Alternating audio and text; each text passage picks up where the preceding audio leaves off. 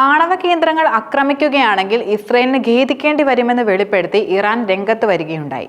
Egyptian വിദേശകാര്യ മന്ത്രിയുമായി നടത്തിയ വാർത്താ സമ്മേളനത്തിൽ ഇറാനിയൻ മന്ത്രി അബ്ബാസ് അരാഗ്ചിയാണ് ഇക്കാര്യം പ്രധാനമായിട്ടും അറിയിച്ചിരിക്കുന്നത്.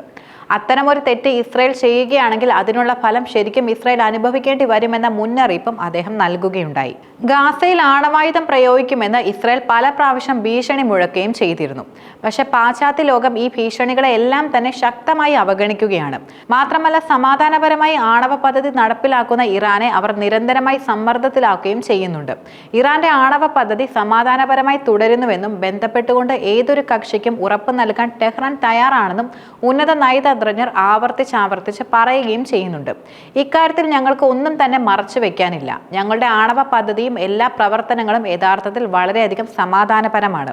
മാത്രമല്ല, യുറേനിയം സമ്പുഷ്ടീകരണം ഇറാനിയൻ ജനതയുടെ വലിയ ത്യാഗത്തിലൂടെ ഞങ്ങളുടെ ശാസ്ത്രജ്ഞർ നേടിയെടുത്ത ഒരു പ്രധാന ശാസ്ത്ര നേട്ടമാണെന്നും അദ്ദേഹം കൂട്ടിച്ചേർത്തു. ഞങ്ങൾ ആണവായുധങ്ങൾ തേടുകയോ അവ സ്വന്തമാക്കാൻ ആഗ്രഹിക്കുകയോ ഒരിക്കലും ചെയ്യുന്നില്ല. അതേസമയം തന്നെ ഈ മേഖലയിലെ ഞങ്ങളുടെ സ്വാഭാവിക അവകാശങ്ങൾ ഞങ്ങൾ ഒരിക്കലും ഉപേക്ഷിക്കുകയുമില്ല.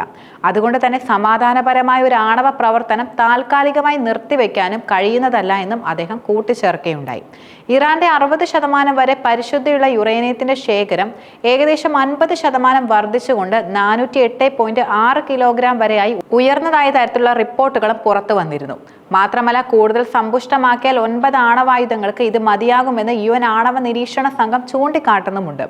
മാത്രമല്ല, ആണവ പദ്ധതിയിൽ ഒരു കരാറിലെത്തുന്നതിനായി ഇറാൻ അമേരിക്കയുമായി പരോക്ഷ ചർച്ചകൾ തുടരുന്ന സാഹചര്യത്തിൽ കൂടിയാണ് ഇത്തരത്തിലുള്ള കണ്ടെത്തലുകൾ പുറത്തു വരുന്നത്. അതേസമയം തന്നെ ഇസ്രയേൽ ആക്രമണം ഉണ്ടാവുകയാണെങ്കിൽ അത് പ്രതിരോധിക്കുന്നതിന് ഇറാൻ സുസജ്ജമാണെന്ന റിപ്പോർട്ടുകളും നിലനിൽക്കുന്നുണ്ട്. വ്യോമ പ്രതിരോധ സംവിധാനങ്ങളും അതുപോലെ മിസൈൽ ലോഞ്ചറുകളും ഇറാൻ സ്ഥാപിച്ചുവെന്ന വാർത്തകളും ഇപ്പോൾ കാര്യമായി തന്നെ പുറത്തു വരുന്നുണ്ട്. കൂടാതെ ഇറാന്റെ ആണവ കേന്ദ്രങ്ങൾ ആക്രമിക്കുമെന്ന് ഇസ്രയേൽ ഭീഷണി മുഴക്കുകയും ചെയ്തിരുന്നു. അതേസമയം ആണവ പദ്ധതിയുമായി ബന്ധപ്പെട്ടുകൊണ്ട് US-ഉം ഇറാനും തമ്മിലുള്ള ചർച്ചകൾ നടന്നു വരികയും ചെയ്യുന്നുണ്ട്. ഈ സാഹചര്യങ്ങളിൽ അമേരിക്കയുമായി ആണവ കരാറിന് തയ്യാറാകണമെന്ന് ഇറാനോട് സൗദി അറേബ്യ ആവശ്യപ്പെട്ട് രംഗത്ത് വന്നിരുന്നു. മേഖലയിലെ സുരക്ഷയ്ക്കും അതുപോലെ സ്ഥിരതയ്ക്കും വേണ്ടിയാണിതെന്നും സൗദി ഇറാനെ ഉപദേശിക്കുകയും ചെയ്യുകയുണ്ടായി. കഴിഞ്ഞ മാസം സൗദി പ്രതിരോധ മന്ത്രിയായിരുന്നു ഇറാൻ ഉദ്യോഗസ്ഥർക്ക് പ്രധാനമായിട്ടും സൗദി രാജാവിന്റെ സന്ദേശം കൈമാറുകയും ചെയ്തിരുന്നത്.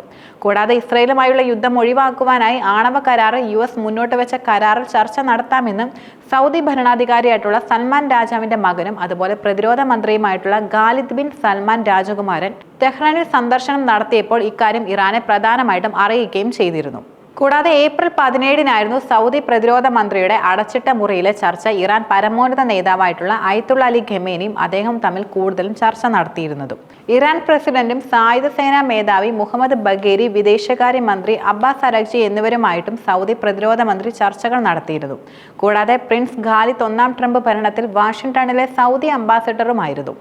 5 ഘട്ട ചർച്ചകളാണ് നിലവിൽ കൂടുതലും കഴിഞ്ഞിട്ടുള്ളത്. മാത്രമല്ല, മധ്യസ്ഥരായ ഒമാൻ വിദേശകാര്യമന്ത്രി സയ്യിദ് ബദർ ഹമദ് അൽ ഗുസൈദി, US-ന്റെ പശ്ചിമേഷ്യൻ ദൂതൻ സ്റ്റീവ് വിറ്റ്കോഫ്, ഇറാൻ വിദേശകാര്യമന്ത്രി അബ്ബാസ് അരാഗ്ചി എന്നിവരായിരുന്നു ചർച്ചയിൽ പ്രധാനമായിട്ടും പങ്കെടുക്കുകയും ചെയ്തിരുന്നത്. യുറേനിയം സമ്പുഷ്ടീകരണം പൂർണ്ണമായി നിർത്തണമെന്ന് US ആവശ്യപ്പെടുകയാണ് ഇപ്പോൾ ചെയ്തിട്ടുള്ളത്. മാത്രമല്ല, യുദ്ധാവശ്യമല്ലാതെ ഊർജ്ജമടക്കമുള്ള സിവിലിയൻ ആവശ്യങ്ങൾക്കായി സമ്പുഷ്ടീകരണവുമായി മുന്നോട്ട് പോകുമെന്നാണ് ഇറാൻ കൂടുതലും കൈക്കൊണ്ടിട്ടുള്ള നിലപാടെന്നത്. യുറേനിയം സമ്പുഷ്ടീകരണം തുടരാൻ US-ന്റെ അനുമതി ആവശ്യമില്ലെന്നാണ് ഇറാൻ പരമോന്നത നേതാവായിട്ടുള്ള അയത്തുള്ള അലി ഖമേനി പ്രതികരണം നടത്തിയതും. അതേസമയം തന്നെ ഇറാന്റെ ആണവ കേന്ദ്രങ്ങൾ നശിപ്പിക്കുമെന്ന US പ്രസിഡന്റ് ഡൊണാൾഡ് ട്രംപിന്റെ ഭീഷണി ചുവപ്പ് രേഖയാണെന്നും അത് ഗുരുതരമായ പ്രത്യാഘാതങ്ങൾ ഉണ്ടാക്കുമെന്നും ഇറാന്റെ ഔദ്യോഗിക വാർത്താ ഏജൻസിയും റിപ്പോർട്ട് ചെയ്തിരുന്നു. മാത്രമല്ല, അമേരിക്കയും ഇറാനും തമ്മിൽ ആണവ ചർച്ചകൾ നടക്കുന്ന സാഹചര്യത്തിനിടെയാണ് ഈ സംഭവം കൂടുതലും നടന്നത്. കൂടാതെ US നയതന്ത്രപരമായ പരിഹാരം ആഗ്രഹിക്കുകയാണെങ്കിൽ ഭീഷണികളുടെയും ഉപരോധങ്ങളുടെയും ഭാഷ ഉപേക്ഷിക്കണമെന്ന് പേര് വെളിപ്പെടുത്താത്ത ഒരു ഇറാനിയൻ ഉദ്യോഗസ്ഥൻ തന്നെ തുറന്നു പറഞ്ഞിരുന്നു. ഇതുകൂടാതെ ഇത്തരം ഭീഷണികൾ ഇറാന്റെ ദേശീയ താൽപര്യങ്ങളോടുള്ള തുറന്ന ശത്രുതയാണെന്നും അദ്ദേഹം കൂട്ടിച്ചേർക്കുകയുണ്ടായി. കഴിഞ്ഞ ദിവസം വൈറ്റ് ഹൗസിൽ മാധ്യമപ്രവർത്തകരോട് ട്രംപ് പറഞ്ഞത് ഇങ്ങനെയായിരുന്നു: ആണവ കരാർ വളരെ കർശനമായിരിക്കണമെന്ന് ഞാൻ വളരെയധികം ആഗ്രഹിക്കുന്നതാണ്. അങ്ങനെ നമുക്ക് ഇൻസ്പെക്ടർമാരുമായി ഇടപെടാനും കഴിയുന്നതാണ്. നമുക്ക് ഇഷ്ടമുള്ളത് എടുക്കുകയും ചെയ്യാൻ കഴിയും. നമുക്ക് ഇഷ്ടമുള്ളത് പൊട്ടിത്തെറിക്കാനും പറ്റുന്നതാണ്. എന്നാൽ ആരും കൊല്ലപ്പെടില്ല. എല്ലാവരും ഉള്ളിലിരുന്നു കൊണ്ട് അത് പൊട്ടിത്തെറിക്കുന്നതിനേക്കാൾ ആരുമില്ലാത്ത നമുക്കൊരു ലാബ് തകർക്കാൻ കഴിയുന്നതാണ്. നയതന്ത്രം പരാജയപ്പെടുകയാണെങ്കിൽ ഇറാന്റെ ആണവ കേന്ദ്രങ്ങൾ ബോംബ് വയ്ക്കുമെന്ന് ട്രംപ് പല പ്രാവശ്യവും മുന്നറിയിപ്പ് നൽകുകയും ചെയ്തിട്ടുണ്ട്. ഇറാന്റെ ആണവ പദ്ധതിയെ ചൊല്ലിക്കൊണ്ടുള്ള പതിറ്റാണ്ടുകളായി നിലനിൽക്കുന്ന വിവാദത്തിന്റെ ഭാഗം കൂടിയാണിതെന്ന് പറയാം. പക്ഷേ ഇറാനുമായി ഒരു കരാർ സമീപഭാവിയിൽ സാധ്യമാണെന്ന് ട്രംപ് തന്നെ പറയുകയുണ്ടായി. കുറച്ചു കാലം മുമ്പ് സൗദി അറേബ്യ ഇറാന് മുന്നറിയിപ്പ് നൽകിയതായി വാർത്തകളും വന്നിരുന്നു.